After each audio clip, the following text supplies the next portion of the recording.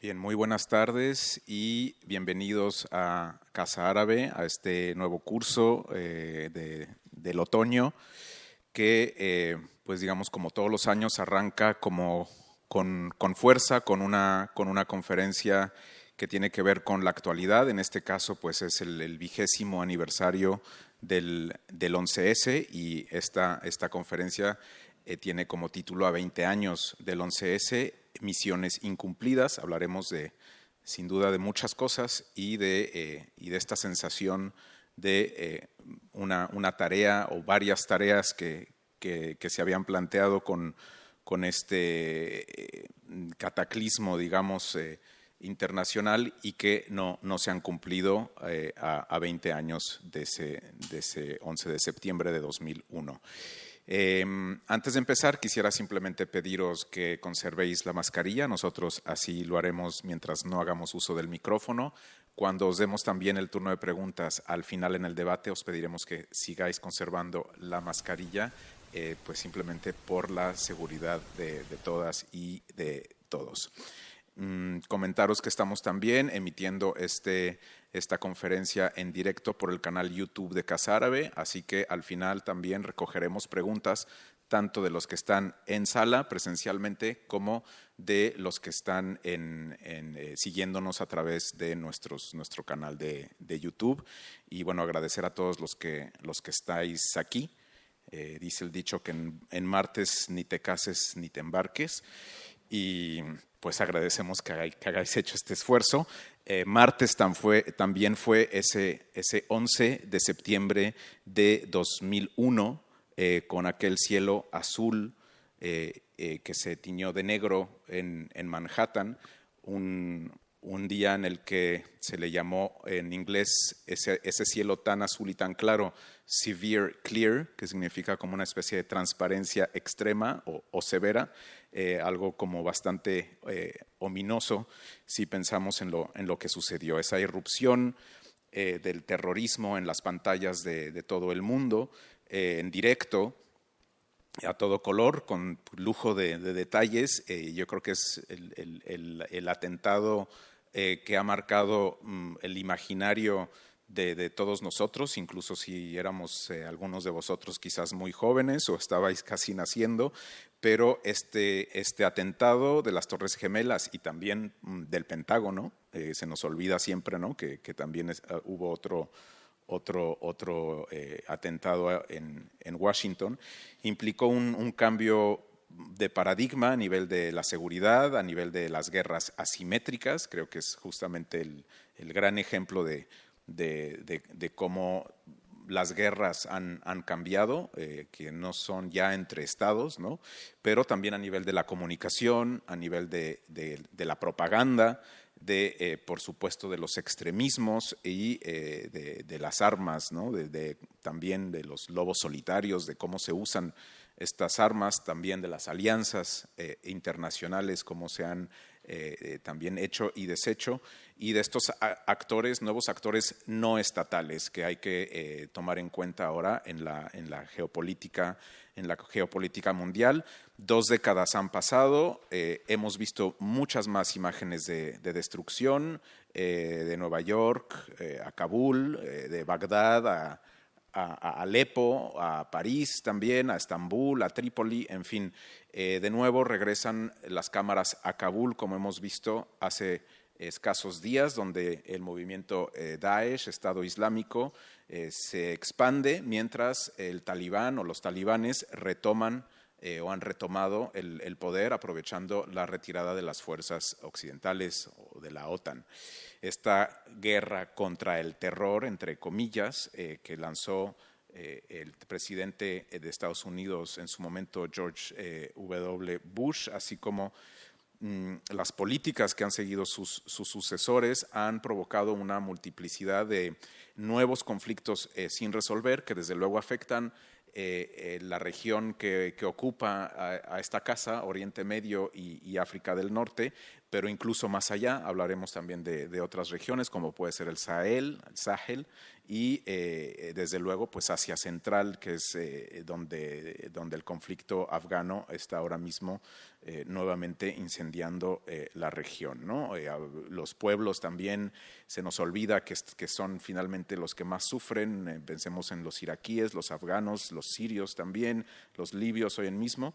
Y esta reconfiguración política que también ha sucedido en estos últimos 20 años ha transformado las relaciones internacionales y también nuestra percepción de un mundo mucho más peligroso, mucho más polarizado, más volátil, que nos afecta también a nosotros en nuestro día a día. Pensemos en lo que tenemos que hacer ahora para entrar a un aeropuerto o salir de él, ¿no? Estamos entonces aquí para analizar este legado del 9/11, del 11S, y también pensar en perspectivas que se puedan vislumbrar a corto y mediano plazo. Para ello hemos convocado a nuestros amigos y expertos. Los voy a presentar. A mi derecha está Jesús Núñez Villaverde, es codirector del Instituto de Estudios sobre Conflictos y Acción Humanitaria, economista y militar retirado, especialista en temas de seguridad, construcción de la paz, prevención de conflictos, con especial atención al mundo árabo-musulmán. También es profesor en la Universidad Pontificia de Comillas y consultor del Programa de Naciones Unidas, el PNUD, en el ámbito de construcción de la paz y la prevención de conflictos. Cristina Manzano, en medio, es directora de Es Global, además columnista de El País y del Periódico de Cataluña, así como coordinadora editorial de la revista Pensamiento Iberoamericano. Ha sido contertulia del programa Hoy de Iñaki Gabilondo, también en CNN Plus, y subdirectora general de la Fundación para las Relaciones Internacionales y el Diálogo Exterior, FRIDE, un think tank que tenía sede aquí en Madrid, y bueno, se incorporó a FP Edición Española, es la antecesora de Es Global.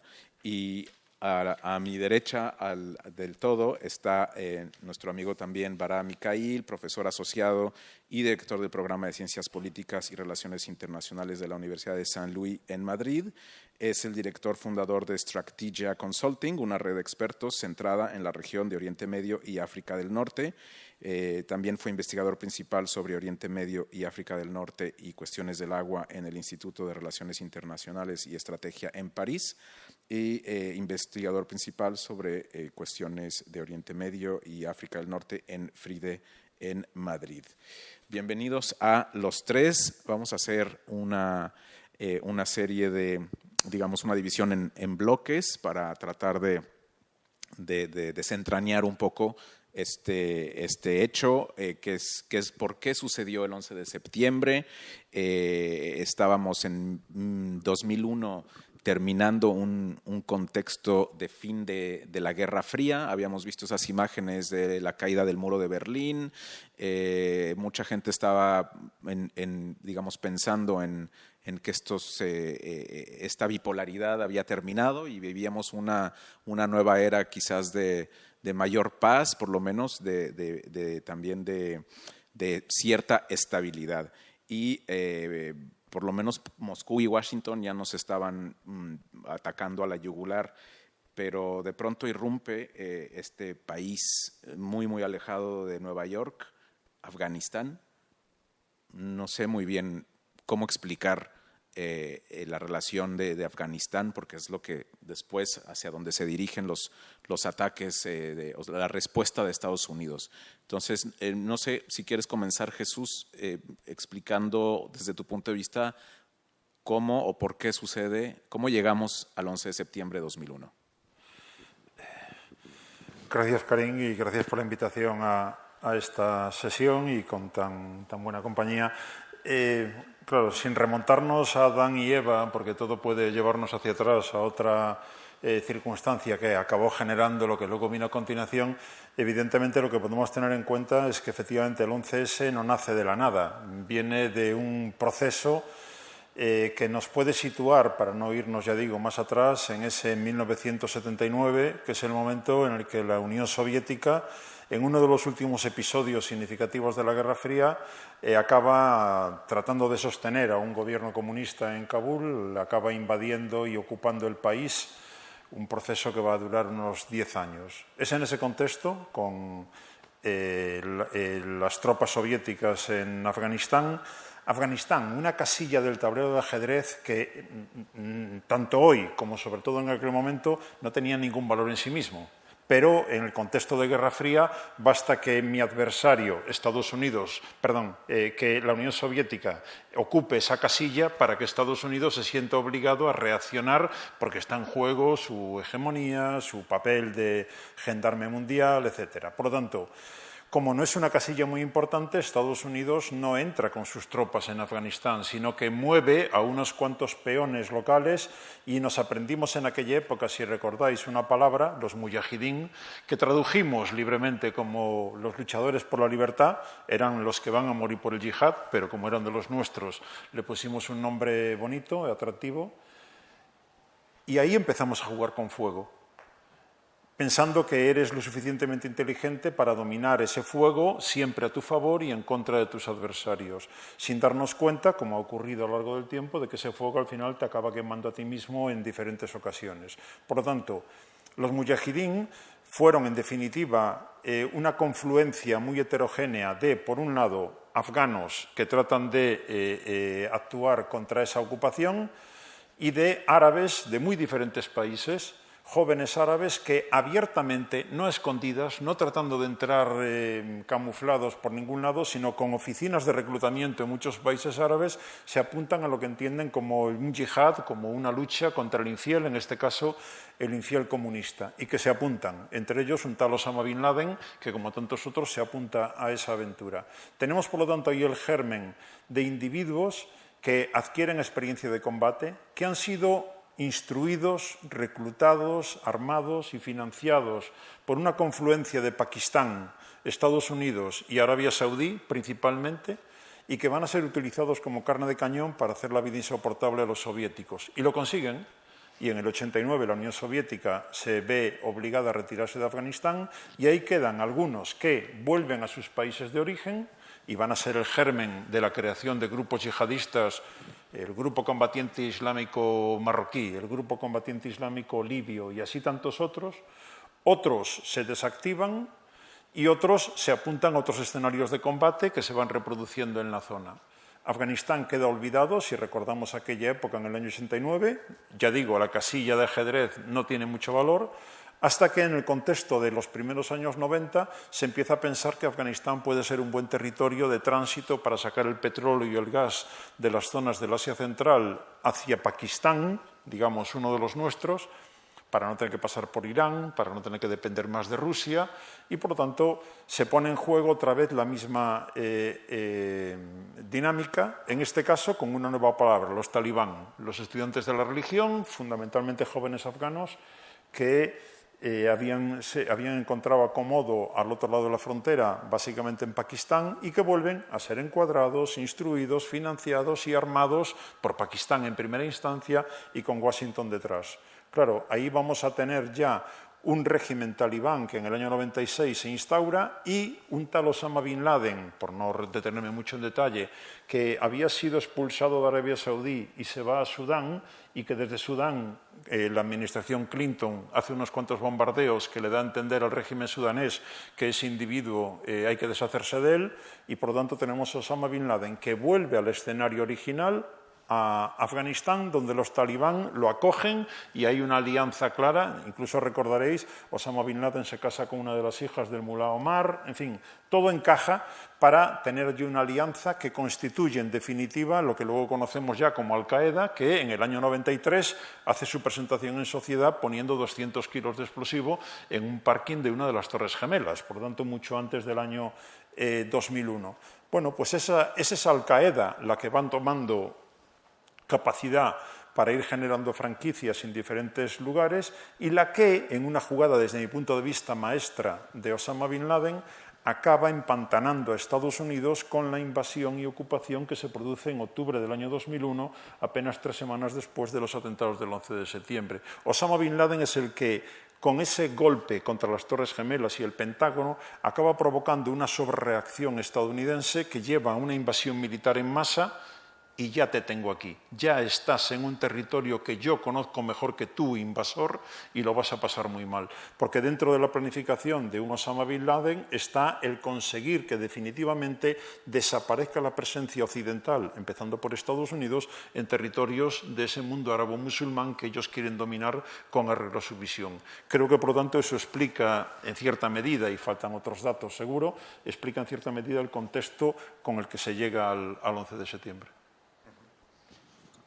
Muchas gracias, Jesús. Yo no sé si estaba justo ayer viendo un documental en una de las plataformas sobre el 11S y hablaban justamente de ese momento en el que Estados Unidos tiene la posibilidad de eliminar a Bin Laden cuando se refugian en Tora Bora y digamos que no terminan esa acción, como es posiblemente un error o no sabemos muy bien por qué no terminan digamos, de rematar. Posiblemente era porque era muy difícil, pero también hay una sensación o una primera sensación de misión incumplida, de haber empezado algo, como decías, Jesús, y de no haber como rematado o llegado al final, ¿no?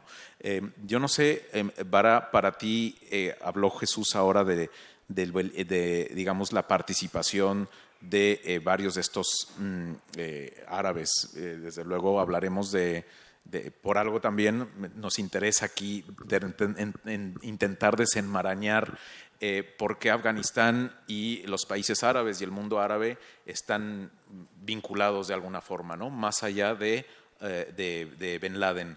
Pero no sé si para ti el 11S tiene otra lectura de la que nos ha, digamos, ofrecido Jesús. Muchas gracias, Karim. No sé si se me oye. Sí, muchas gracias. Buenas tardes a todos. Gracias por la invitación. Bueno, el caso de Afganistán, la verdad es que sabemos que Afganistán es un país que tiene, vamos a decir, sus particularidades. Yo creo que en los años, lo que ha mencionado Jesús, en los años 70, 80, había una prioridad, claro, que era la lucha contra el comunismo y la lucha contra los soviéticos. Y a través de eso podemos entender cómo las alianzas se han como construido, ¿no?, en el contexto afgano. Luego pasó lo que pasó y llegamos al 11 de septiembre. Pero la lectura yo que hago del 11 de septiembre es una lectura que también llevo a un nivel, vamos a decir, más relacionado con el sistema de las relaciones internacionales y cómo hay o cambios o evoluciones que confirman la naturaleza de la evolución del mundo. ¿Qué quiero decir con eso? Es que sí, el comunismo era el enemigo hasta 1989. Luego hemos tenido, a partir de 89, entre 89 y 96, muchas teorías que intentaban identificar la naturaleza de las evoluciones que iban a seguir. Y yo creo que con el fin de la Unión Soviética, con el fin simbólico por lo menos del comunismo como bloque, vamos a decir, que prevalece a nivel internacional, pues tuvimos una forma de vacío a nivel ideológico, a nivel de identificación de un nuevo enemigo. Lo que me refiero es que después del ismo del comunismo teníamos que identificar otro ismo. Y tardamos 10 años en identificarlo. Y eso lo digo por haber trabajado un poco sobre el tema a través de mi doctorado. Me acuerdo que después de la caída del muro de Berlín, que eso era una ruptura en el sistema internacional, pues había en 1990-91 artículos en la prensa americana que se preguntaban sobre el enemigo que podría venir después.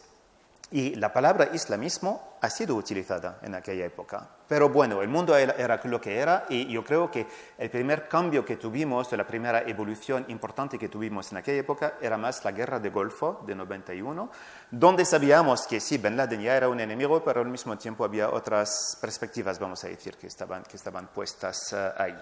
Ahora, de aquí al 11 de septiembre, pues el 11 de septiembre está claro que el 11 de septiembre ha reflejado hemos tenido un reflejo sobre los errores de muchos países que incluyen a los Estados Unidos, tal y como lo ha mencionado Jesús. El problema que tenemos, yo creo, con los Estados Unidos es que Cuando se trata de aliados, pues van para un aliado, sin pensarlo a veces. Pasó con los islamistas y los combatientes que había en Afganistán en los 80s. Luego se puso Bin Laden como, vamos a decir, como antiamericano hasta la locura y antialiado de los Estados Unidos, y así le quitaron la nacionalidad saudí y todas estas evoluciones que conocemos. Pero con el 11 de septiembre, yo creo que, bueno, no opino, o desde mi punto de vista, el 11 de septiembre tampoco ha cambiado la ecuación que teníamos en aquella época. Yo creo que el último cambio, hay cambios que están pasando ahora y seguro que lo hablaremos más adelante cuando hablamos de la situación actual en el mundo, pero en aquella época yo creo que el 11 de septiembre ha sido más una confirmación de la tendencia del mundo que otra cosa. No hemos tenido una ruptura. Me refiero al hecho de que los Estados Unidos habían tenido 10 años para constituir sus fuerzas o para aparecer como la única opción que había para aquellos que tenían la Unión Soviética antes, pero ahora no podían contar más con los rusos. En un contexto donde China no era la China de la cual hablamos hoy, ¿no? Eso es un punto. El otro punto muy interesante, yo creo también en la política americana y en las evoluciones de aquella época, es que George W. Bush llegó al poder en enero de 2001. Y en los 8 meses que han seguido, yo me acuerdo como hay muchos países, muchos gobiernos que estaban pidiendo a George Bush identificar sus políticas a nivel internacional. Y parece que había una forma de confusión, por lo menos de lo que aparecía a nivel oficial. ¿Y qué pasó con el 11 de septiembre? Pues yo creo que ahí también, con el 11 de septiembre, los Estados Unidos han clarificado un poco la postura o han clarificado la dirección que estaban cogiendo a nivel ideológico y a nivel político. Era la era de los neoconservativos. Los neocons, vale, gracias, de los neocons en aquella época. Y se ha abierto este episodio en la historia de los Estados Unidos, yo creo, reflejando sobre el hecho de que los Estados Unidos, cuando decidían quién era el enemigo, pues iba a ser el enemigo. Y bueno, la verdad es que yo, a nivel teórico o a nivel de cómo miro a las cosas, considero que los temas de seguridad son más lo que hacemos o lo que pensamos en un momento concreto. Un momento va a ser el cambio climático, otro va a ser el terrorismo. Pues claro, con el 11 de septiembre yo creo que había la oportunidad de decir tenemos un enemigo global y este enemigo global pues hay que luchar con él. Y yo creo que también hay un paralelo que hago entre el 11 de septiembre y la guerra del Golfo en 91, porque era la misma doctrina o el mismo discurso que teníamos de parte de los Estados Unidos. ¿Estáis con nosotros o no estáis en contra de nosotros? Si estáis en contra, vais a pagar el precio. Así que todo eso, y bueno, no hablo de conspiración, hablando de todo eso, es que yo creo que hay un hecho que también nos podrá llevar a lo que vivimos hoy, que es el hecho de que al final, pues el 11 de septiembre pasó, pues, pero si hubiéramos tenido el 11 de septiembre y el mismo día un cohete lanzado por un grupo y que hubiera caído sobre una planta nuclear, yo creo que hubiéramos tenido que decidir si es el terrorismo a la Bin Laden con un edificio o si es la planta nuclear y cómo es su símbolo como vulnerabilidad, vamos a decir, para los países, o la vulnerabilidad de los países que se dejan atacar o que están vulnerables porque hay ataques que vienen de grupos o de otros países. Así que yo creo que todo es historia de contexto, pero a través del terrorismo, y pararé aquí, a través del terrorismo, a través del 11 de septiembre, está claro que hemos podido reemplazar lo que nos faltaba desde la caída del comunismo al final. Hemos tenido este enemigo global.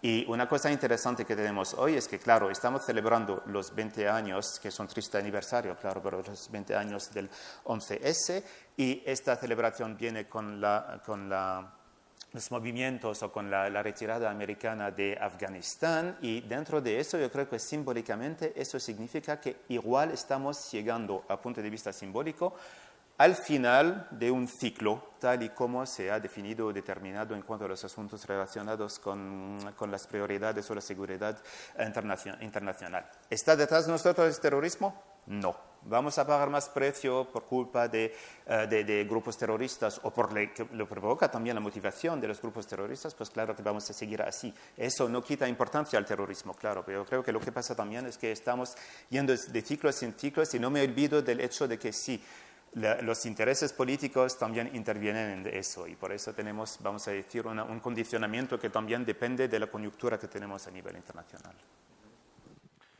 Muchas gracias, Vara. Antes de pasar al siguiente bloque, quisiera, Cristina, igual aprovechando estas dos primeras intervenciones, igual sí plantear un par de cosas y quizás me ayudes a sintetizar un poco este como fin de la era bipolar que para muchos representaba ese triunfo del modelo de Estados Unidos, capitalista, liberal, el famoso fin de la historia anunciado por Fukuyama y como esto realmente es como un balde de agua fría, ¿no? Para mucha gente que estaba bailando en las discotecas y en Nueva York, con una pujanza económica, sin realmente pensar en el resto del mundo. Entonces, yo no sé cómo digamos, dónde estabas en el momento, cómo también se vive esto desde aquí en España. No sé si puedes ayudarme un poquito aquí a sintetizar. También es agradecer la invitación a Karim y a Casa Árabe para estar aquí escuchándoos y comentando. Y si quiero añadir un par de contrastes o de opiniones un poco diferentes con respecto a lo que han dicho tanto Jesús como Vara. Yo creo que parte de lo que ocurrió tiene mucho que ver con ese fin de la historia, con ese sentimiento de euforia que duró muchos años, ¿no? A raíz del fin de la Guerra Fría y de la caída del muro de Berlín. Yo a veces cuando doy charlas simplifico mucho y digo que la sensación es de que habían ganado los buenos, ¿no? Esa era la sensación y por tanto efectivamente podíamos olvidarnos de todo lo demás. Y dices, ¿dónde estabas? ¿Cómo eras? Ahora te contestaré a esa pregunta, pero esa sensación efectivamente no solo fue en Estados Unidos, sino también en Europa. Y no olvidemos que ese proceso llevó al mayor movimiento de ampliación de la Unión Europea de la historia, ¿no? Que se materializó al final en 2004, ya después del 11 de septiembre. Pero esa sensación de que realmente ese sistema capitalista, democracia liberal, etcétera, había triunfado, yo creo que a lo que llevó es una profunda arrogancia.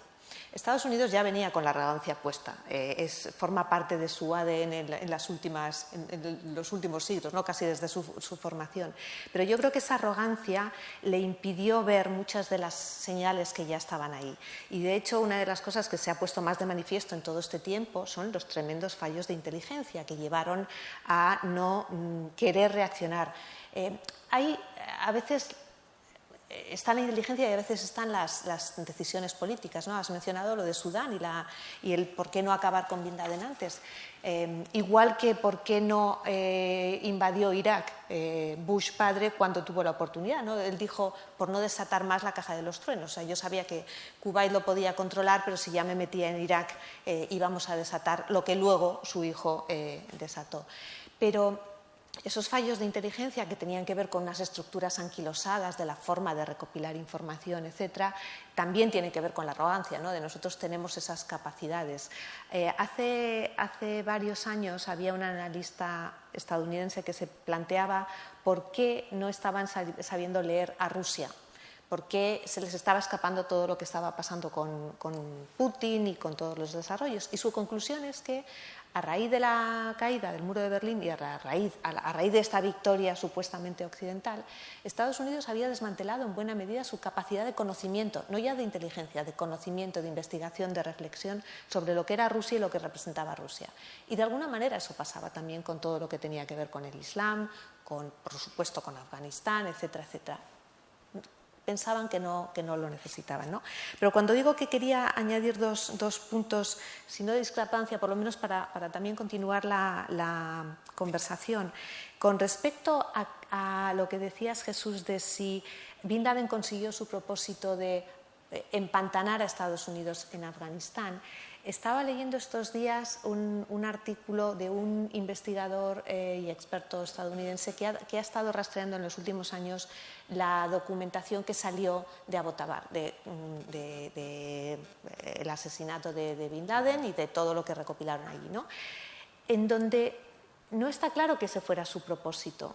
Luego fue una consecuencia, claramente, pero el propósito estaba más en crear esa UMA, ¿no? En realmente expulsar al mundo occidental de los países árabes, del Islam, y poder gestionar esos países, de una manera unificada. O sea, realmente ese proyecto de lograr una UMA universal.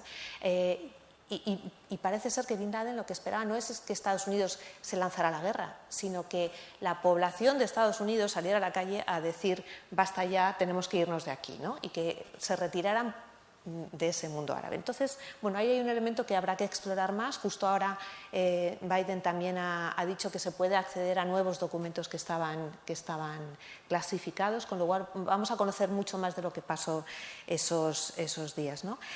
Y luego, lo que decías, Vara, con respecto al enemigo, que sí estoy de acuerdo, o sea, además esto es también muy binario, ¿no? Es muy norteamericano, lo de tener identificado los buenos, los malos, los enemigos, etc. Pero yo estoy más ahora en la tesis de que el 11 de septiembre lo que puso es más de manifiesto esa tendencia que también habéis comentado antes, ¿no? Ese declive occidental en general. Y que ahora estamos viendo ya claramente con los acontecimientos, ese retorno de la historia.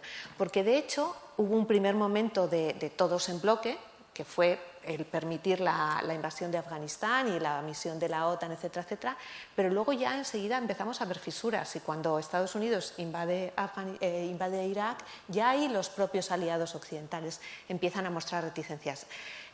Y ese declive, declive no es la palabra, ¿no? Pero esa deriva del orden occidental, tal como lo conocíamos, también tiene su rebote en el orden multilateral, porque ese ya desprecio absoluto de lo que diga Naciones Unidas, ese desprecio por el derecho internacional que muestra Estados Unidos, claro, es una muestra más de incoherencia e hipocresía, de estoy rompiendo las normas que yo mismo puse, ayudé a poner para tener un orden global, ¿no? Con lo cual creo que forma parte de esa división. O sea que sí, buscamos un enemigo, pero al mismo tiempo nosotros también nos vamos fragmentando en el proceso. Yo el 11 de septiembre estaba comiendo, tenía una reunión de trabajo, estaba en la comida y me llamaron para decirme lo que estaba pasando. No tenía acceso a la tele en ese momento, pero enseguida nos fuimos todos a tratar de ver qué ocurría, ¿no? Yo estaba embarazada, a punto de dar a luz de mi tercera hija. Y claro, esa sensación de vulnerabilidad, de fragilidad, de qué va a pasar a continuación, porque además, imagino que todos lo recordamos, ¿no? Fue primero una torre, luego la otra torre, luego las noticias del Pentágono, luego Pensilvania, y era esa sensación de esto no va a parar, qué va a ocurrir después, ¿no? Y esa sensación de fragilidad personal también, creo que fue un sentimiento compartido por medio mundo. Muchas gracias, Cristina. Vamos a empezar un segundo bloque enfocándonos en el fenómeno del terrorismo. Y yo creo que enlaza muy bien con este tema de la fragilidad que has expresado. Ya hemos hablado de cómo se habían sucedido, o lo mencionaste, Jesús, en 1993 ya había habido un primer atentado, una explosión importante en el World Trade Center, en las Torres Gemelas, en la parte, eso sí, baja o a nivel de calle, no como el de 2001. En 1998, las embajadas de Estados Unidos en África Oriental también se convierten en objetivo de atentados. El USS Cole, también un buque militar de Estados Unidos en Yemen. En fin, se suceden estos atentados. Al-Qaeda ya está instalada en Afganistán sin ser un secreto, está abiertamente, está casi avalada la idea de que Bin Laden se haya ido de Sudán a Afganistán. Y bueno, un poco vuelvo a lo que también ha señalado Cristina. ¿Qué cálculos hacían los servicios de inteligencia? No sé, digo, he estado también leyendo que las propias agencias por temas políticos y casi personales y demás, en muchas ocasiones no cooperan entre ellas. Y es justamente en esas brechas que es donde se pueden colar, ¿no? Los sinnúmero de errores, pero el éxito de crear un monstruo de 1000 cabezas, de esas franquicias, ¿no? que has mencionado también, Jesús, no sé, este terrorismo en auge, ¿cómo analizáis ese fenómeno? Desde mi punto de vista está claro, cuando se inicia esta etapa con ese paraguas que ha cubierto los últimos casi 20 años de guerra contra el terror, está claro que el terrorismo no empezó el 11 de septiembre, el terrorismo viene de atrás y Estados Unidos no pareció sentir en ningún momento la necesidad de atentar, de responder a ese terrorismo, sino que lo que estaba haciendo el 11 de septiembre, lo que acaba de decir el señor Joe Biden, lo que acaba de decir el señor secretario general de la OTAN ahora mismo, es que no se fue a Afganistán a arreglarle los problemas a los afganos, ni a defender los derechos de las mujeres, ni nada parecido, sino que se fue a responder a un atentado para hacer lo que fuera necesario para que no se volviera a producir. De tal manera que si hacemos el balance hoy, 20 años después, lo único que pueden poner en el haber del balance hoy Estados Unidos es que no se ha repetido un 11 de septiembre. A partir de ahí, lo demás son una acumulación de fracasos uno detrás de otro. Cristina mencionaba arrogancia y hemos mencionado también errores que seguramente vamos a seguir mencionando. Hay un componente más que es, y va muy pegado a la arrogancia, que es una visión, una ensoñación idealista de un individuo transformado. O sea, ese Bush hijo que gana las elecciones en enero, que toma el poder en enero del 2001, es un tipo transformado que habla con Dios por las mañanas y que le ha encargado una misión para la humanidad. Bush hijo es el idealista. Hay veces que confundimos los términos y llamamos idealista a Barack Obama. No, Obama era un pragmático. El que era un idealista era Bush, que quería transformar el mundo árabe-musulmán, democratizarlo, empezando por Afganistán, en una larga guerra que después iba a llevar otros capítulos y que finalmente conseguiría, en un efecto dominó, transformar con arreglo a ese modelo que pensábamos que era el único válido para el mundo, ampliando el ámbito de la democracia parlamentaria o del modelo occidental o como queramos llamarle. Por lo tanto, el terrorismo que ya existía y que no recibía la atención de Estados Unidos, a partir de ese momento se convierte, y estoy totalmente de acuerdo con Barak, en el hilo conductor de un actor llamado Estados Unidos. Bush hijo, como lema de su campaña, tiene hacer del siglo XXI el siglo de América, que es como llaman a Estados Unidos, secuestrando por otro lado el nombre de un continente. Por lo tanto, lo que le sirve ese tema de islamismo, donde teníamos comunismo, es ya tenemos un hilo conductor en el que confluyen intereses muy distintos y visiones muy distintas. Y a partir de ahí, de manera selectiva, este es malo y este, aunque sea islámico, es bueno, si es el régimen saudí o si es algún otro. Por lo tanto, con esa idea va a haber una lucha selectiva contra determinados grupos, pero el hecho de jugar con fuego, desde mi punto de vista, hace que esos monstruos en un determinado momento escapan al control del que los ha creado.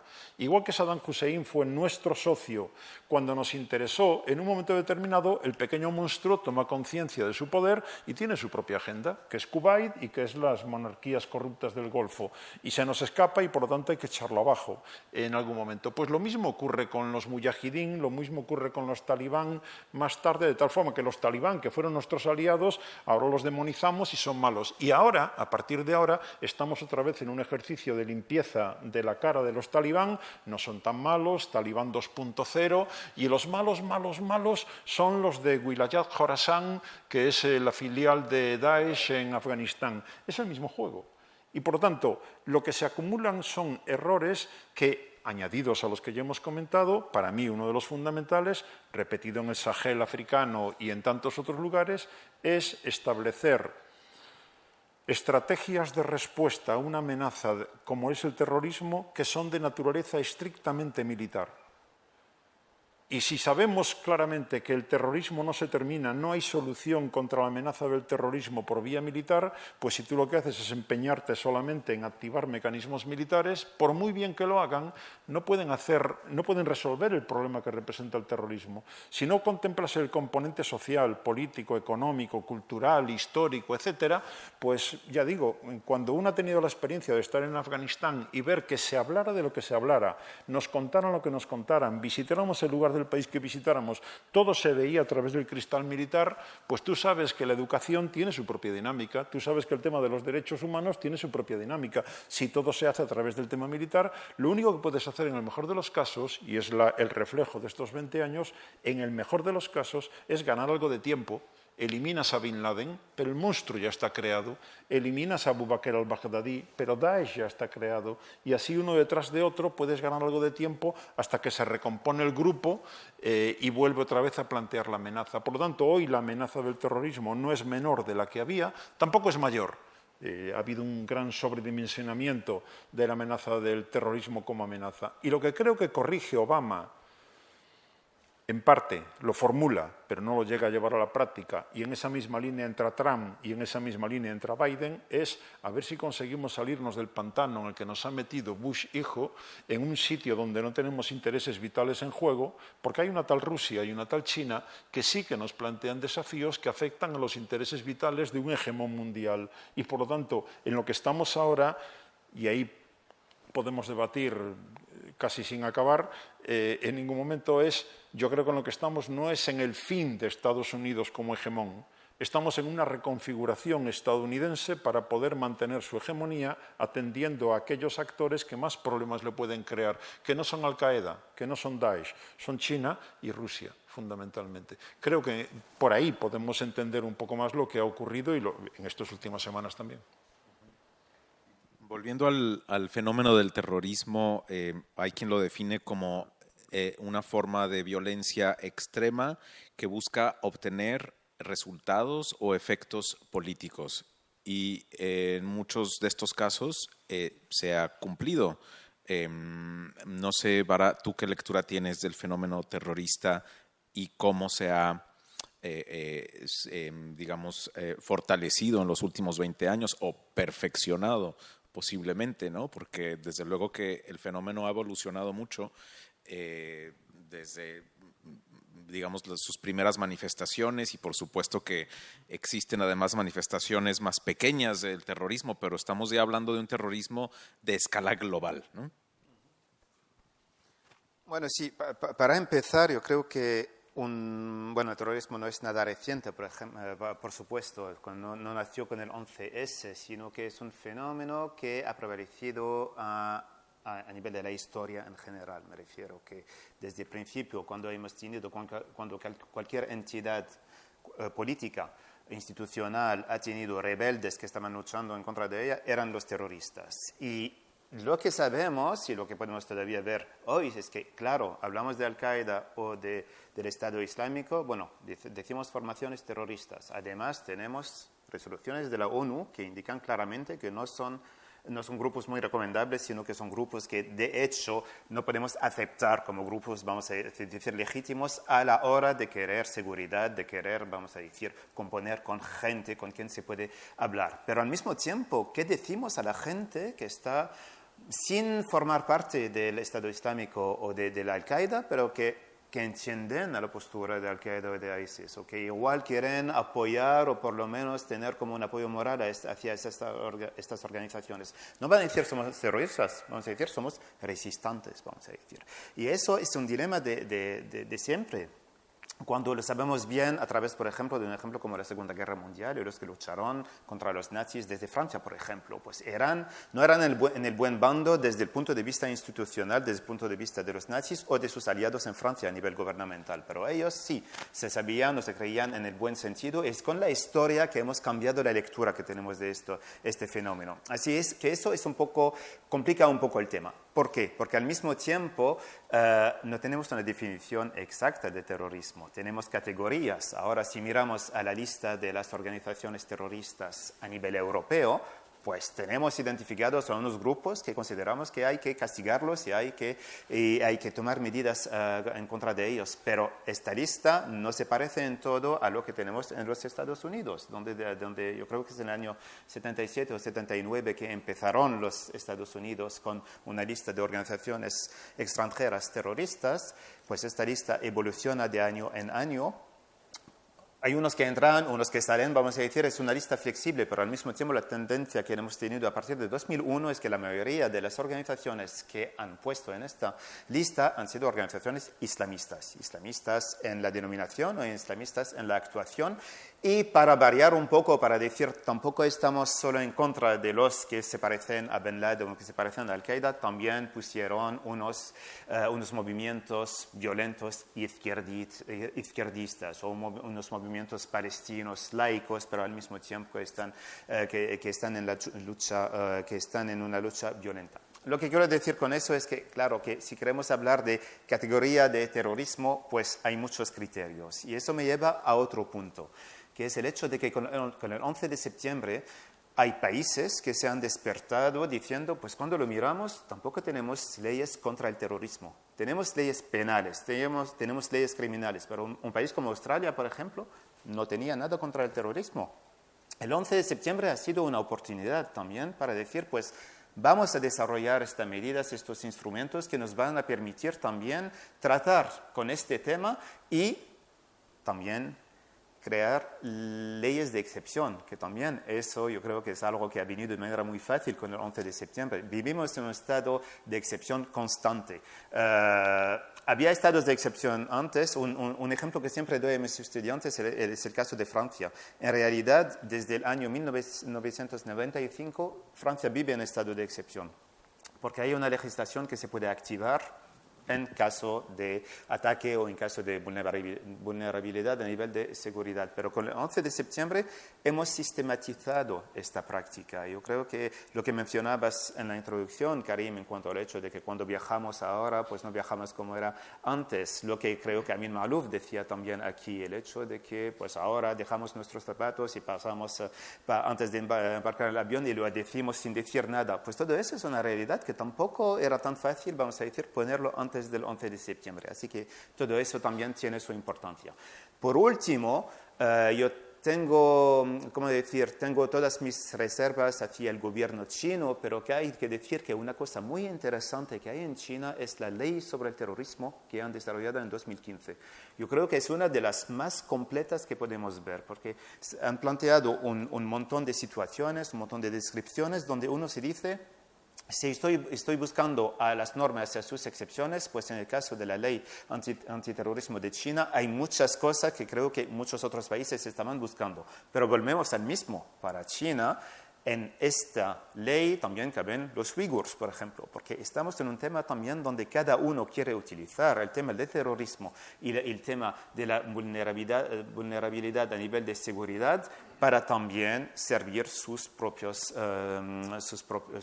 temas, sus propias prioridades. Y aquí será el último punto que quiero añadir. Aquí, cuando vemos, por ejemplo, a este informe que la Unión Europea saca cada 2 años, si no me equivoco, que es el Threat Assessment Report, el informe sobre la evaluación de las amenazas a nivel europeo. Pues lo que a mí me llama la atención es que al final hablan mucho de terrorismo, hablan mucho de radicalismo, pero desde este punto de vista institucional y muy rígido, acaban también los grupos que están como grupos de activistas o grupos que quieren defender, que vamos a decir que quieren, por ejemplo, que van a lanzar una botella de leche contra una furgoneta que pertenece al gobierno, porque es una manera de, vamos a decir, de expresar este enfado que tienen. Pues estos informes ponen también ahora estas situaciones dentro de las cosas que hay que seguir desde cerca por si acaso eso se convertiría en un nuevo tema de radicalismo que podría llevar a terrorismo. Yo creo que aquí tenemos un problema también.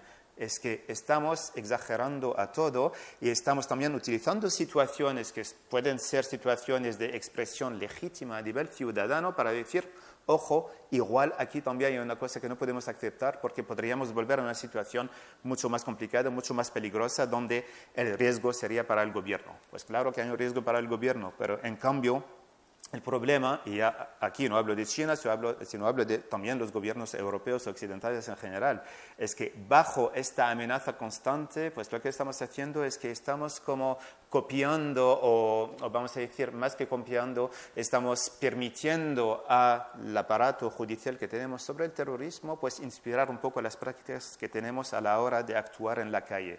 Decimos, hay un riesgo terrorista y por eso tenemos que contener o tenemos que controlar todos estos movimientos que hay. Yo creo que el problema que tenemos con eso es que está claro que con el 11 de septiembre también se ha cambiado un poco, vamos a decir, la ecuación a la hora de saber cuál es la prioridad, la libertad o la libertad de expresión o la libertad de movimiento o la seguridad. Y lo que de verdad a mí me da un poco, bueno, no de miedo, pero porque las generaciones cambian, pero me acuerdo hace unos años esta pregunta que hacías, Karim. ¿Qué hacíamos el 11 de septiembre? Pues claro, yo estaba pues, estudiante en Relaciones Internacionales, estaba en mi despacho trabajando y me he enterado de eso, he ido a ver la tele. Era un gran momento, vamos a decir, con toda la emoción, con todo el choque que hemos tenido.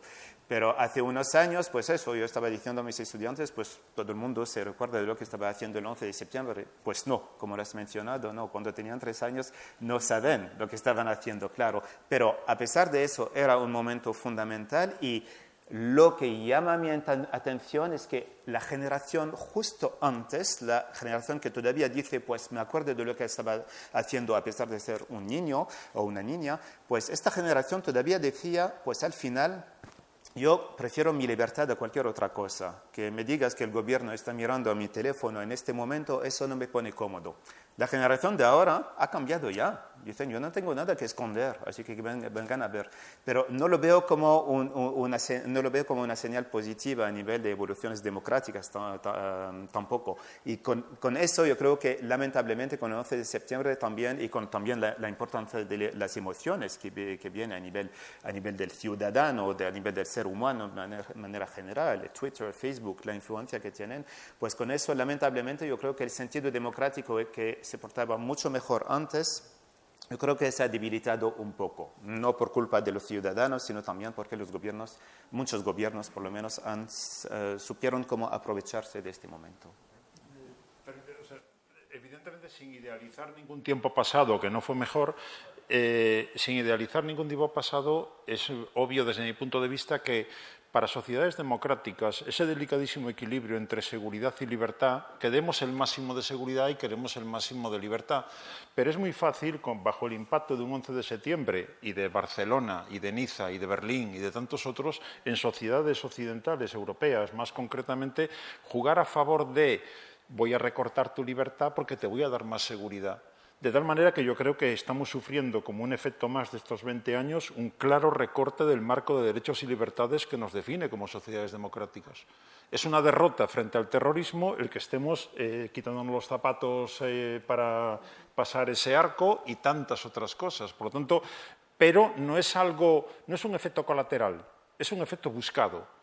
Porque a todo gobierno, del color político que sea, le interesa muy mucho poder entrar en nuestra privacidad. Y creo que, efectivamente, como señalaba Barak ahora mismo, no sé si es las nuevas generaciones, yo diría en general, nos hemos hecho la idea de que no pasa nada cuando entregamos nuestros datos gratuitamente a no sé quién o cuando permitimos que haya cámaras en cualquier sitio o tantas otras cosas. Y creo que efectivamente desde ese punto de vista, sin idealizarlo de que antes vivíamos en una democracia paradisíaca, lo de ahora claramente supone recortes y supone ir a peor, desde mi punto de vista. Bueno, y cuéntanos ya que tienes la mascarilla bajo donde estabas el 11 de septiembre.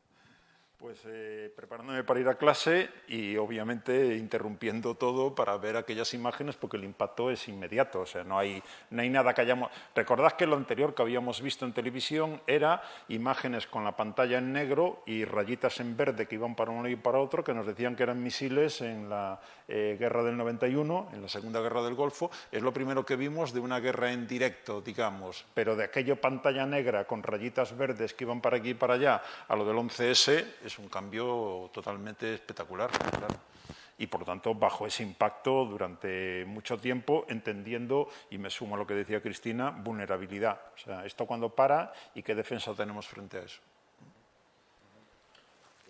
Cristina, si quieres hacernos una reflexión sobre este bloque sobre terrorismo. Pues voy a apuntar algunos aspectos que se han mencionado o no.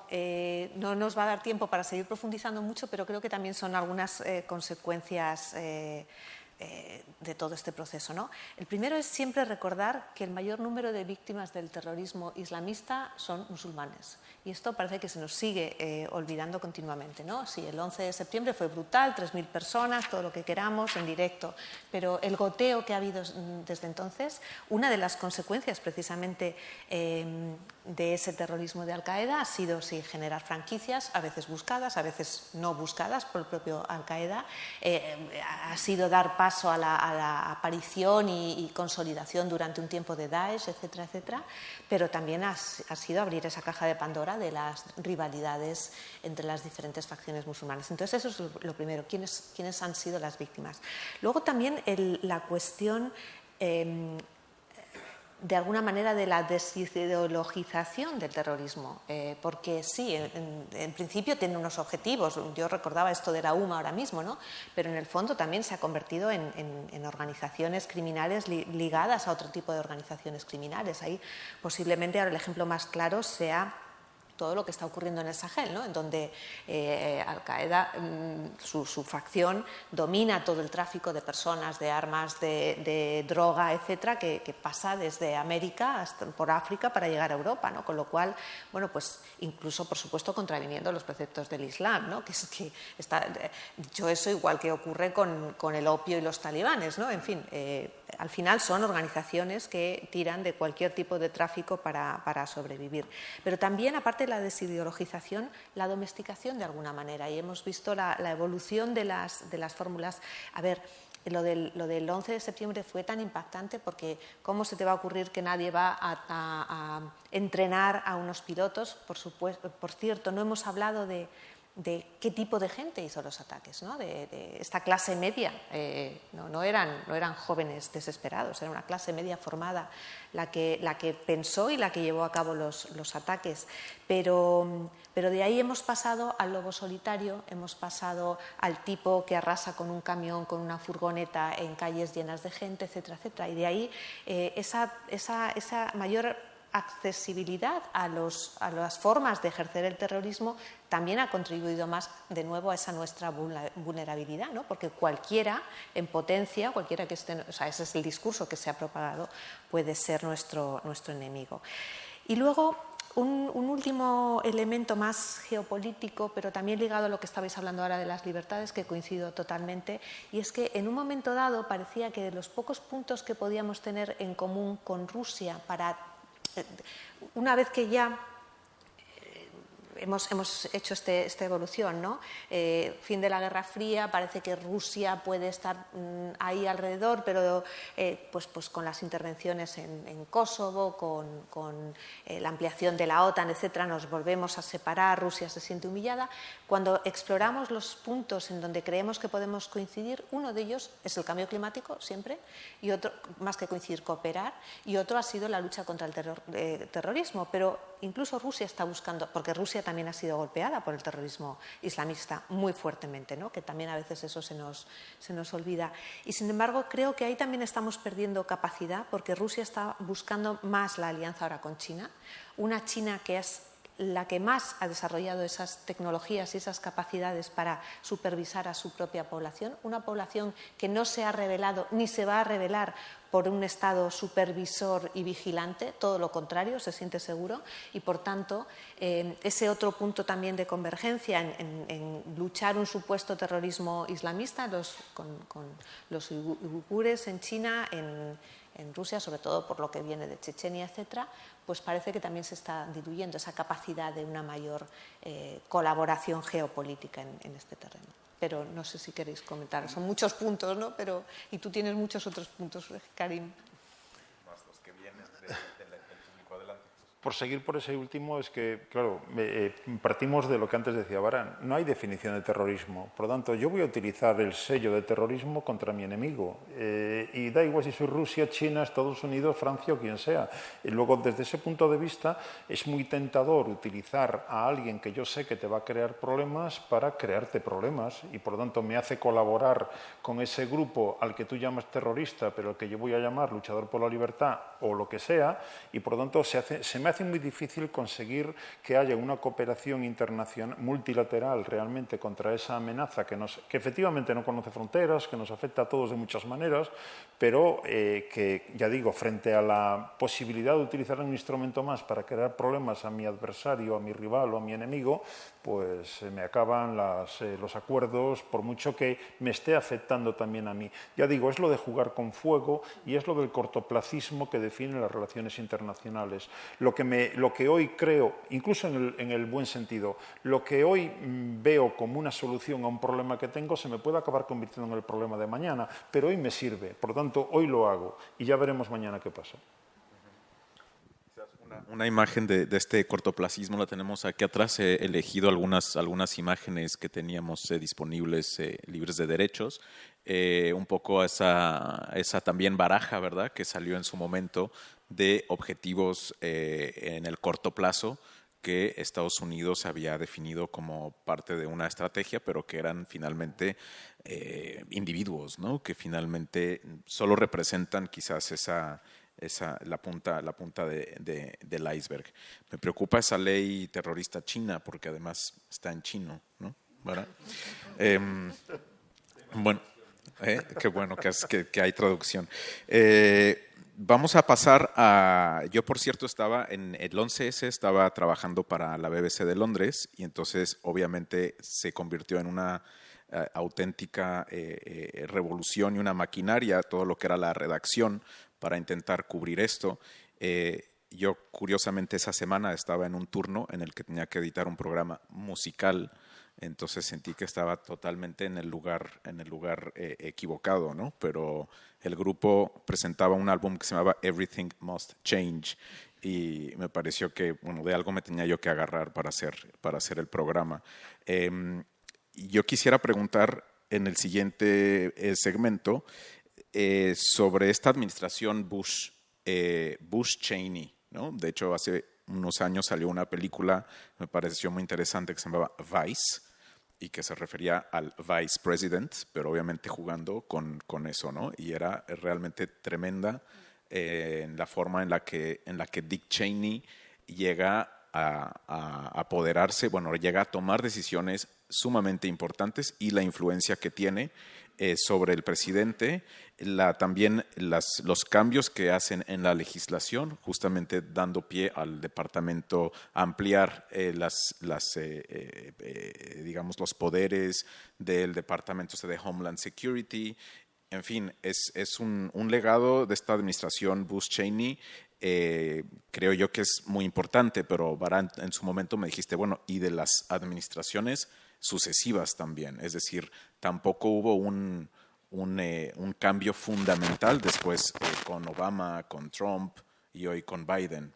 Entonces quisiera que dedicásemos este siguiente bloque a ver que su valoración, vuestra valoración sobre esta administración Bush-Cheney y el legado que nos ha dejado.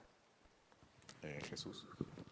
Seguramente estamos incluso mediatizados por esa película, muy buena película desde mi punto de vista, que nos presenta a Cheney como el verdaderamente pensante y ejecutor de tantas cosas. Pero claro, recordemos que esa administración está trufada de personajes que habían estado con Reagan, que se van a ver desplazados en un momento determinado, y desde Wolfowitz ya con lo de llamarle Darth Vader, ya me olvido de su nombre real, Richard Perle, Rumsfeld y compañía, son individuos que se encuentran ante una segunda oportunidad con una visión de ensoñación de transformar el mundo por fin con arreglo a sus propias ideas. Si me permitís, me atrevería a hacer una defensa de los servicios de inteligencia. Una cosa es lo que los servicios de inteligencia elaboran sobre el terreno, poniendo en riesgo la vida de mucha gente, evidentemente.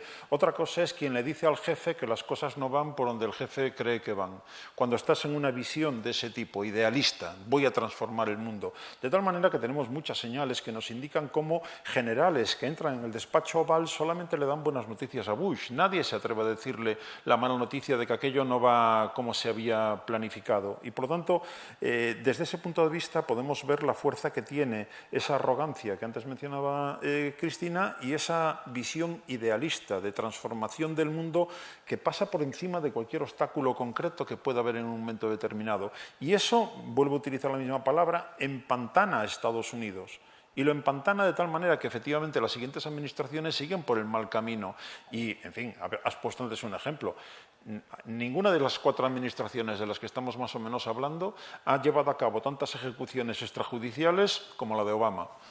Y se supone que Obama había cambiado valores, democracia, derechos humanos, y los drones armados han, ya digo, asesinado a muchas más personas de las que se sabe que asesinara la administración Bush. Por lo tanto, es Obama, incluso, el que en un momento determinado toma la decisión de hay que salirse del pantano, y son en ese caso los jefes militares los que dicen que no, al revés, hay que aumentar el despliegue militar en Afganistán porque de otro modo se va a provocar el colapso de un régimen por el que se está apostando. Por lo tanto, va en contra de su propia agenda y no tiene la capacidad de luchar contra esas resistencias que se le oponen, de tal forma que, paradójicamente, es Trump el que dice ya está. O sea, la estrategia de seguridad nacional, la primera que se elabora con la administración Biden, es la que dice de forma clara, sin leer entre líneas, ya está bien de guerra contra el terror. No puede ser que una superpotencia como Estados Unidos, que pretende ser hegemón mundial, tenga centrada su política exterior y política de seguridad en la guerra contra grupos irregulares. Volvemos, y lo dice esa estrategia, volvemos a la competencia entre potencias globales, China, Rusia, que me plantean desafíos globales. Por lo tanto, es Trump el que hace ese cambio. Otra cosa es el personaje Trump, pero es el que hace el cambio de no guerra contra el terror. Eso no puede ser la guía de actuación de Estados Unidos. Y es Biden el que se ve ahora, diría, yendo a las frases hechas, bailando con la más fea, de que le toca a él ejecutar una cosa que Trump firma, que algunos llaman acuerdo de paz, que no lo es, que otros llaman acuerdo de retirada y que otros llaman acuerdo de rendición, que es la que hemos visto en estas últimas semanas. Por lo tanto, esa es, creo, la transformación que se va produciendo, lo cual no quiere decir, desde mi punto de vista, ni mucho menos que Estados Unidos se vaya a ir de Oriente Medio y de Oriente Próximo. No se va a ir, pero va a reconfigurar sus prioridades. Y volvemos a lo de China y Rusia como elementos principales. Barak, ¿quieres comentar sobre ese legado de Bush?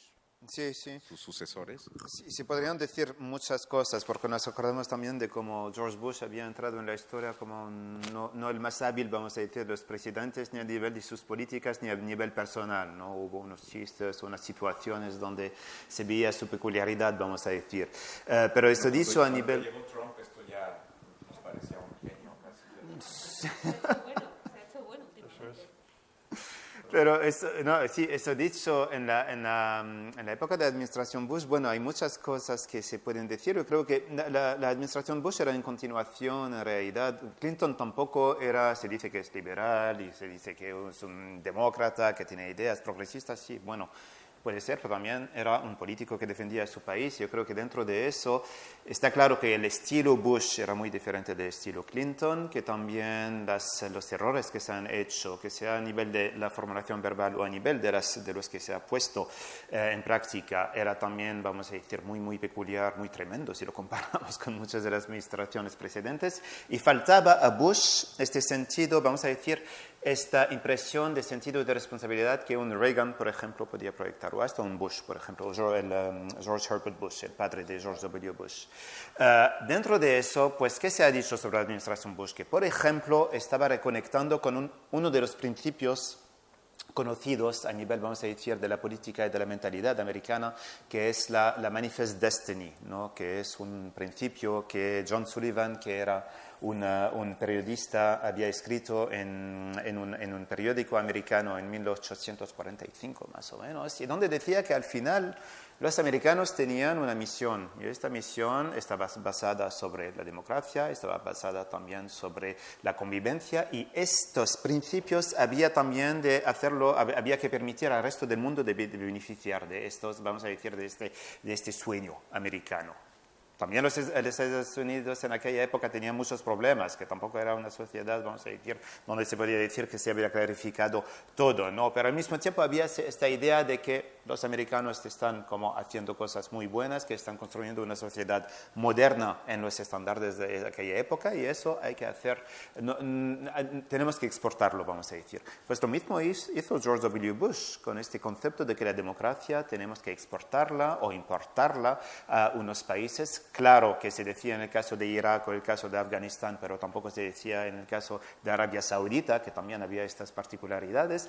Y además había momentos, vamos a decir, que eran una indicación adicional de lo que mencionabas tú, Jesús, el hecho de que había un hecho religioso, ¿no? Tenemos lo que se dice, pero también fotos donde vemos George W. Bush que está así, lo que se decía también sobre la importancia de la religión y la importancia de la oración en unos momentos determinados que eran momentos políticos, sin olvidaros tampoco de una cosa que yo creo ha afectado un poco la imagen de la administración Bush, ha afectado más a la imagen de la administración Bush cuando nos llevamos al mundo islámico en general y árabe en particular, que es la fuerte relación entre los Estados Unidos e Israel. Estaba ahí, claro, hay una relación política fuerte, pero se ha añadido a eso también un lado religioso, con muchos religiosos evangélicos americanos que iban a Israel para hacer su peregrinación, creyendo que sí, ahí había una cosa junta a nivel ideológico, a nivel religioso, donde el último día, el día del juzgamiento, pues eso vendría en Israel. Tomando en cuenta al mismo tiempo, eso no lo decían o no se decía, de que este día no iban a ser el mismo bando, ¿no? Había esta concepción de evangélicos y por el lado judío era otra concepción. Hay uno que tiene que hacer la diferencia hacia el otro, ¿no? Pero eso no se pensaba así. Así que había momentos fuertes así, donde hemos venido que se mezclaba o se añadía un poco más, yo creo, un lado religioso. Sabemos que los Estados Unidos son un país como puritano, religioso, pero al mismo tiempo eso se ha incluido más a nivel de la definición de las políticas. Otra cosa que hemos mencionado justo antes, que son los neocons, por supuesto, que son, bueno, reflejan a esta mentalidad, ¿no? Que había muchos nombres. Paul Wolfowitz, que dicen que se dice que era uno de los arquitectos, que es él que hubiera convencido a la administración Bush, o George Bush por lo menos, de que había que ir a Irak, de aprovechar el 11 de septiembre para ir a Irak. Condoleezza Rice también era una de las figuras conocidas, pero dentro de eso, una cosa que noto yo también y que creo ha entrado en la historia es también este momento antes de la invasión de Irak en el Consejo de Seguridad de la ONU, ¿no? Donde había Colin Powell presentando pruebas que no eran pruebas al final, que es lo que dijo luego, sí, enseñando también lo que se había encontrado en Irak. También una cosa que yo creo que es uno de los errores, yo creo que no se ha hecho a propósito, pero había Zarqawi, que era el representante de Al-Qaeda en Irak. Pues hasta este día de marzo o febrero de 2003 no se conocía a ningún Abu Mus'ab Zarqawi. Y luego Colin Powell habla de él diciendo ha quedado con el presidente iraquí Saddam Hussein, así que eso es la prueba de que Saddam Hussein está trabajando con Al-Qaeda. Pues de un día al otro, Zarqawi pues era una estrella internacional, porque la gente no lo conocía antes. Bueno, se conocía, pero a través de los expertos que trabajaban sobre el terrorismo, porque tenía un recorrido, se había encarcelado en Jordania, pero no era una persona conocida. Pues a través de eso, yo creo que eso le ha permitido también, 2 años después, hacer la franquicia de Al-Qaeda en Irak. Así que todos estos momentos yo creo que indican también los fallos que pueden prevalecer a partir del momento donde tenemos una arrogancia a nivel del poder. Y eso es lo que pasó con los Estados Unidos. Y mucha gente atlantista que yo conocía, que eran como incondicionales de los Estados Unidos, que decían pues los mismos valores. La Unión Europea también se ha construido a través de estos valores que nos unen con los Estados Unidos. Pues con la administración Bush es que tuvieron también que encontrar muchos motivos para defender esta administración, diciendo que sí, al final esta arrogancia, la verdad es que no la esperábamos. Último punto, que eso era mis años cuando era estudiante y iba a conferencias, había muchas conferencias conferencias en París, después del 11 de septiembre, por supuesto, lo que me llamó la atención era uno de los expertos que había en Francia que hablaba un día y yo creo por fascinación con lo que veíamos de la administración Bush, Bush dijo lo siguiente, era en el año 2003, 2004, 2005 como máximo. Dijo, hay gente que considera que los Estados Unidos podrían como conocer el declive un día. Pues yo creo que no. ¿Y por qué? Porque cuando comparamos la potencia americana a la que tuvieron los romanos en aquella época, pues nada que ver. Los americanos son mucho más delante, ¿no? Y eso era también, mucha gente estaba convencida de que los soviéticos eran acabados, que tenían un montón de problemas que gestionar.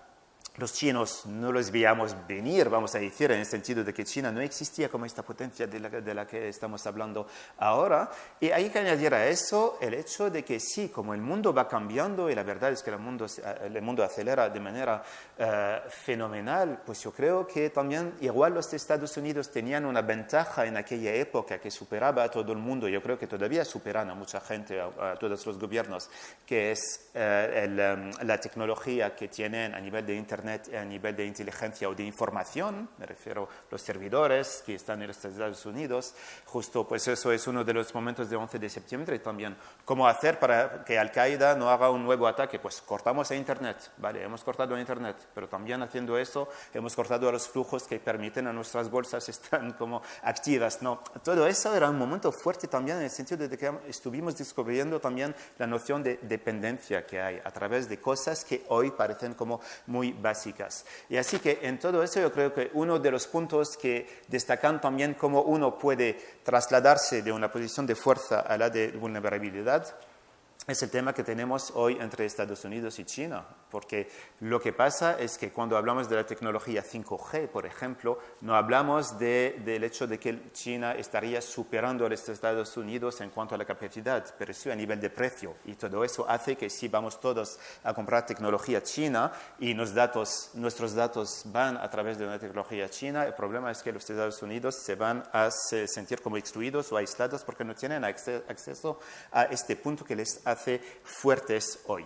Y así que, bueno, tenemos estas evoluciones que yo creo que son capitales, que no existían, claro, en 2001 o no las veíamos así. Los Estados Unidos eran como insuperables. Eso es la imagen que teníamos de ellos. Pero hay que ver que como en 20 años, se dice de los imperios que se mantienen, es una media, pero no tiene nada de científico, me refiero que hay muchas excepciones, pero se dice que se mantienen 250 años más o menos. Pues en el caso de Estados Unidos, la gente se decía, pues tienen mucho, ¿no?, antes de que conocer un cambio, y la verdad es que no. Nos preguntamos hoy sobre la sostenibilidad que tenemos en cuanto a los Estados Unidos. Muy bien. No sé si, Cristina, quieres hacer alguna observación sobre este bloque. Estamos ya con el tiempo muy, muy justo. Tenemos una par de preguntas de nuestros amigos de YouTube. Y no sé cómo tenemos aquí alguna mano levantada por ahora. Ajá. ¿Por allá al fondo también? Vale. Muy rápidamente. Perfecto. Sobre Estados Unidos, una de las cosas que más llama la atención con toda la capacidad y con toda la eficacia administrativa burocrática que ha desplegado a lo largo de la historia ha sido los tremendos errores de implementación de cualquier proyecto que ha puesto en marcha en estos casos. Y estoy pensando, por ejemplo, en cómo llega a Irak y desmantela la burocracia, desmantela el ejército, y ese desmantelamiento primero deja sin capacidad de funcionar el país, por una parte, y luego es la base de la frustración, de la decepción, que al final lleva también a alimentar las filas de Daesh, ¿no?, por ejemplo. Lo mismo ha pasado ahora en esta crónica de una salida anunciada. Jesús, tú a lo mejor desde el punto de vista militar tienes mejor criterio para saber si es correcto o no es correcto anunciar la fecha de salida, pero en cualquier caso la salida se ha hecho mal. O sea, yo creo que nadie discute a estas alturas la decisión de retirarse, la inutilidad de esa presencia, etcétera, etcétera. Pero otra cosa es cómo se ha hecho, ¿no? Y hay un punto crítico ahí que ha sido abandonar las bases que tenía antes, o sea, cuando tienes que tener un último reducto que te puede garantizar la seguridad de la evacuación, etcétera, etcétera. En fin, ha sido un auténtico desastre. Pero eso liga también al fracaso de algo que habéis mencionado a lo largo de la conversación, que es el fracaso tradicional de esos programas de democratización, esa exportación de la democracia modelo IKEA, ¿no? Yo tengo mis módulos, los aplico aquí, da igual la casa que sea, da igual las estancias que tengan y si saben o no saben atornillar, ¿no? Creo que esos errores de implementación en este país han sido parte, que tiene sus causas y no tenemos tiempo para entrar en ello, ¿no? Pero parte fundamental de estos fracasos. Perfecto, muchas gracias, Cristina. Vamos entonces voy a pasar el micrófono. Por favor, si podéis ser breves. Tenemos otras 2 preguntas en YouTube. Sí, buenas noches. ¿Puede conservar la mascarilla? Conserva, esa fue la consigna. Sí, buenas noches. Quiero expresar simplemente mi sentimiento de satisfacción por volver a estar en Casa Árabe y en una ocasión como esta.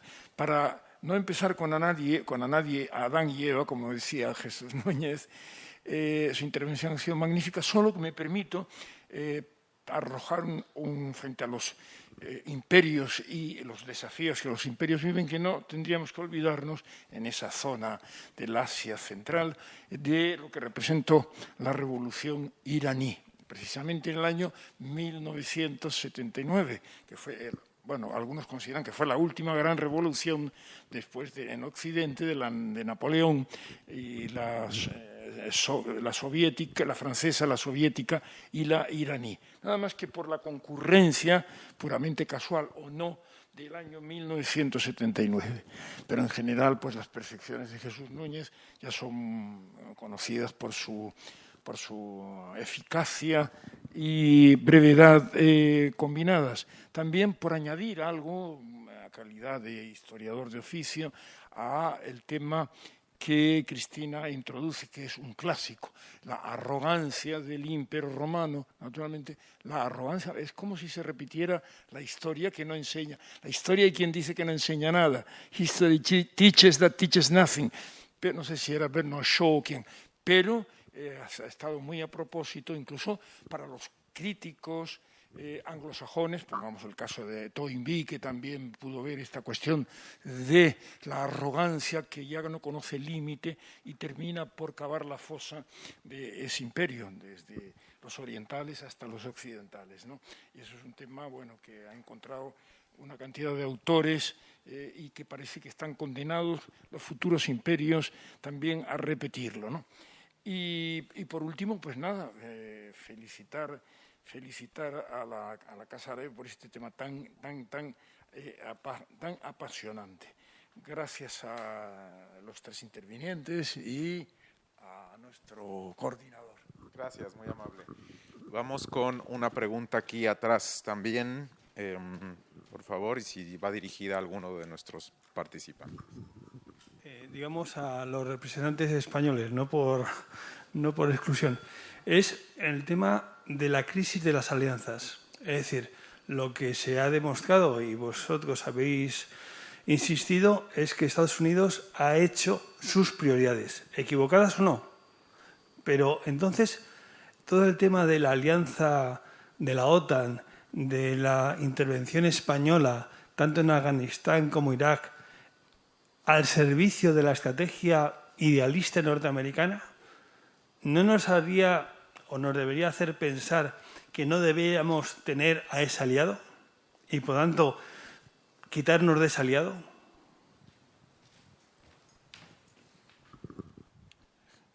Jesús. Por las 2 cuestiones que se han planteado, la arrogancia de Estados Unidos, tanta o más que la que tiene China ahora mismo, tanta o más que la que tiene Rusia, tanta o más como la que tuvo España cuando le tocó ser hegemón mundial, va asociado al liderazgo y a la hegemonía. Por lo tanto, no pensemos que es un pecado particular de Estados Unidos.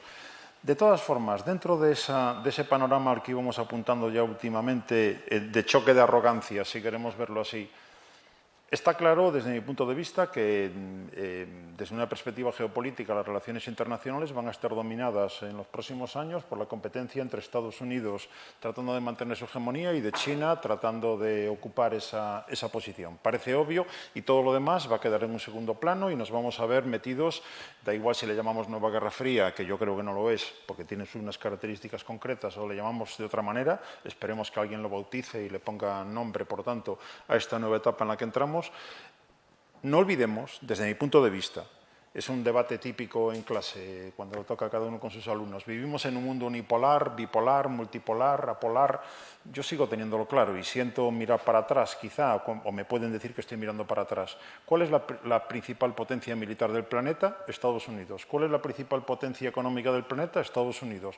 ¿Cuál es la principal potencia científica, tecnológica e incluso energética, cultural del planeta? Estados Unidos. Por lo tanto, Estados Unidos está ahí y es quien marca el ritmo de la agenda. Eso no quiere decir ni que sea invulnerable ni que pueda imponer por dónde va la agenda mundial, pero Estados Unidos toma posición y los demás o se alinean con ella o se contraponen a ella.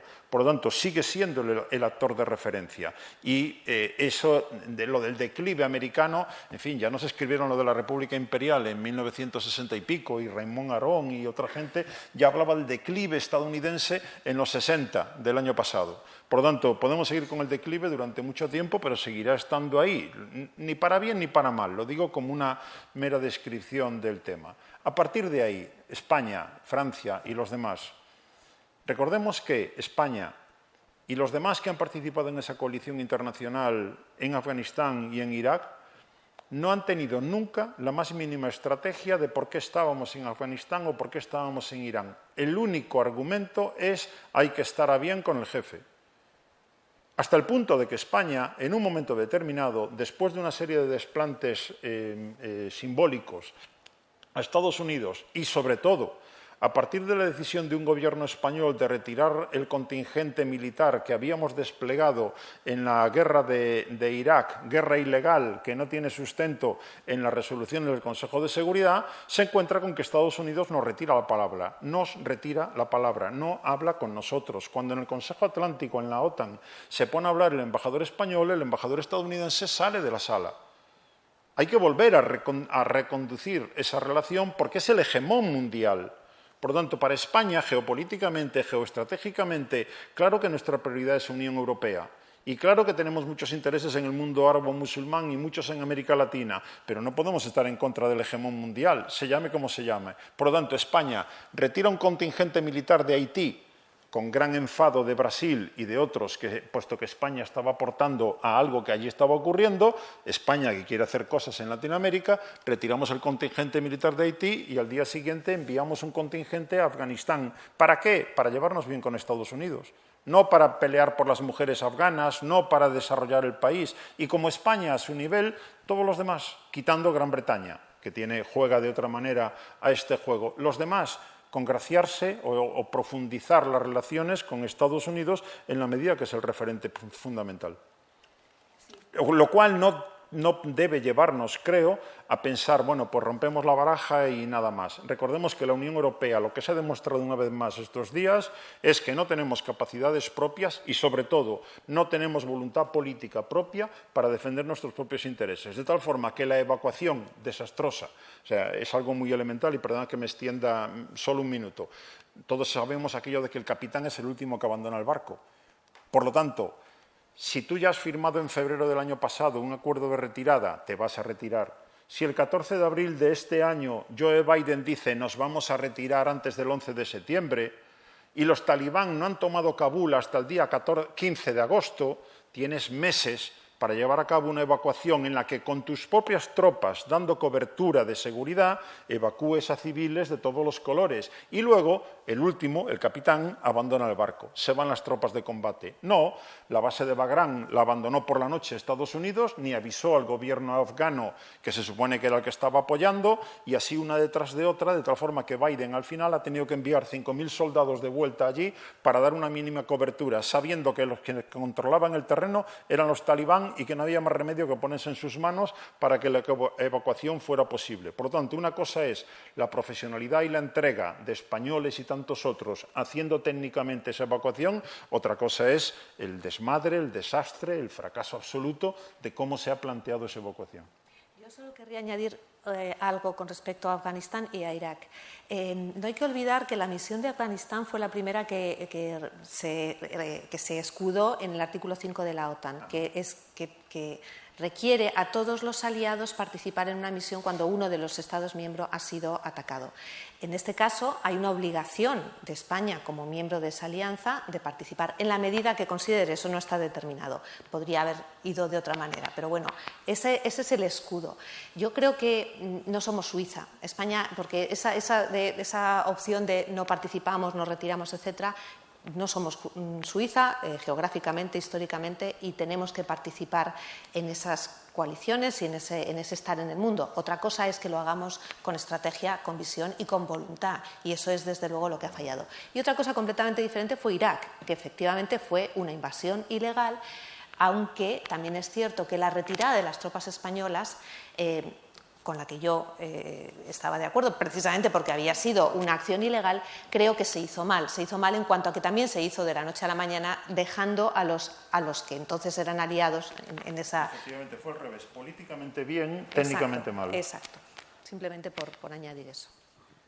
Bien, pues estamos ya llegando al final de la sesión. Esta imagen que tenemos atrás justamente hace referencia, porque había un bloque un poco dedicado a cómo pasamos de Afganistán a Irak y a esa misión también no cumplida o incumplida de conquistar corazones y mentes, que era uno de los mantras de George W. Bush, y que resulta en este diagrama que desde luego no es lo suficientemente, digamos, gráfico en cuanto a la auténtica hemorragia de la población civil iraquí, ¿no?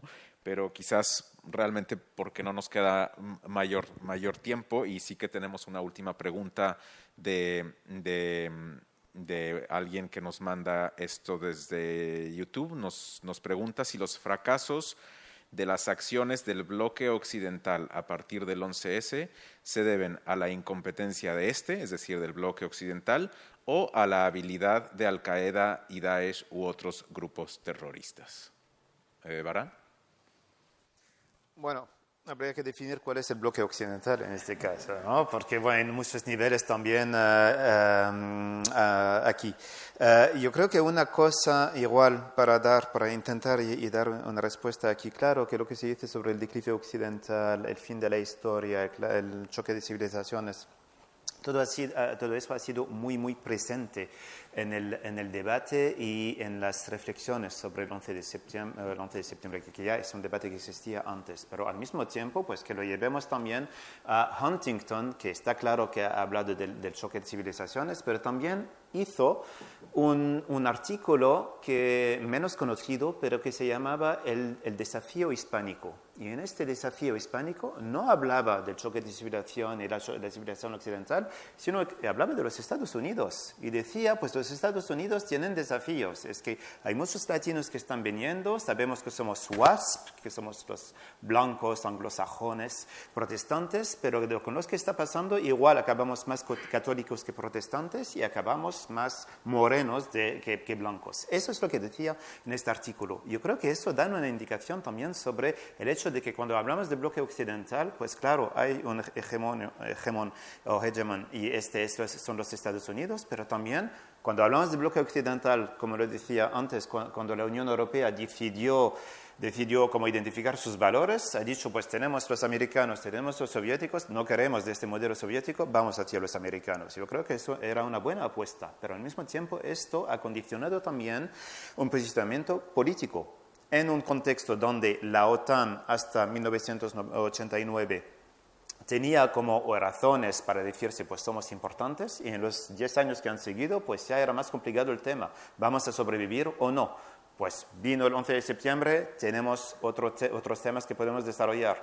luchar contra el terrorismo o ayudar a las sociedades a construirse, que era un poco el motivo de la presencia en Irak o en Afganistán, ¿no? Si vais a la página web de la OTAN, a mí me parece que es más Oxfam que OTAN al final, que de verdad están haciendo como, quieren reconstruirlo todo y están como con muchas medidas y medio ambiente y todo lo que podéis imaginar, que está bien, pero al mismo tiempo que no nos olvidemos de que también la OTAN es un instrumento que, bueno, los americanos tienen mucha influencia dentro de eso, y la seguridad de la mayoría de los países europeos también depende de la OTAN, porque estamos en este contexto donde, pues bueno, con Donald Trump nos hemos dicho igual, no siempre coinciden los intereses, así que tenemos que desarrollar nuestras propias capacidades, pero se queda a nivel teórico. Así que, ¿de qué estamos sufriendo, si le podemos decir así?